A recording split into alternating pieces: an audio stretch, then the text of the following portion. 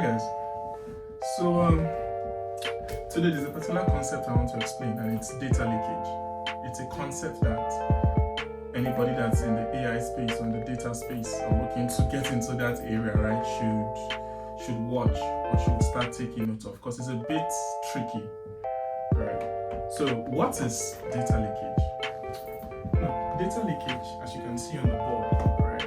Data leakage, it simply means a situation whereby when a machine learning model is being trained on data or on information or on a particular attribute that will skew or that will introduce bias to the outcome of the prediction. For example, I'll give you a practical example, something that we're probably used to. Back then in school, right? Just imagine a situation whereby some certain set of students got the information or got the answer to a particular test before the date of that test. Let's assume there were 10 questions, right? And out of the 10 questions, a student was able to be privy to information around one particular question or two questions in general. And before that date, right, that student enters the exam hall, there's a high probability, right, that student will answer that question correct when compared to the other questions. So in the machine learning world, that is what we mean by data leakage, right? That is data leakage. Now, let me bring it to the real world, right? To the practical sense for those working in the financial space. I'm going to use an example, the banking industry particularly, right? There's a particular question I have here, a predictive question, because sometimes the questions are case sensitive, right? By case sensitive, I mean it's specific to a particular industry, to a particular use case, right? So there's a predictive question I thought about here when I decided to explain this concept, and it goes this way: the predictive question.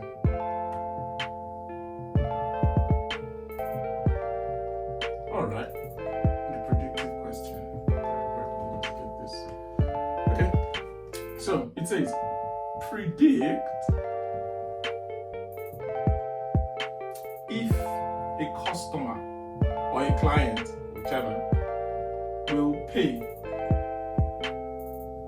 their loan, right? Will pay their loan in the 365 days following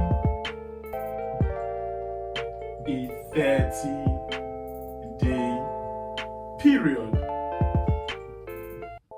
after loan disbursement, right? Forgive my handwriting. After loan disbursement. Now, this is the predictive question. Yes, predictive questions are not as straightforward as predict in the next X amount of days or this. It's really, really tricky, and it depends on the business, right? Depends on the business. So that's why I wrote this down in this format. Now, this is what we want to predict. Imagine you are a data analyst or a data scientist, as the case may be. You will have attributes like the name. You will have attributes like address. You will have attributes like gender. You will have attributes like the family size, demographic information, right? Another attribute, you will also have the ID, which is required. And then you can have other fields like the loan disbursement date. You can have the loan disbursement ID or loan disbursement officer, whichever. You have several attributes, right? Let's assume you want to predict if a customer will cancel their loan in the 365 days following a 30-day period after their loan disbursement. Now, data leakage is very tricky because any attribute that you have, that you use in your training set to train your model, right, that will tell you after this time period if a particular customer or client paid their loan or not. A field like the loan amount or the loan officer, right?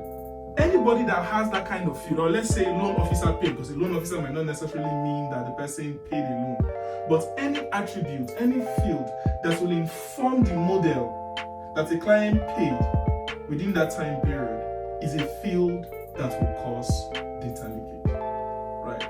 So yes, that's just what I wanted to explain today. Data leakage is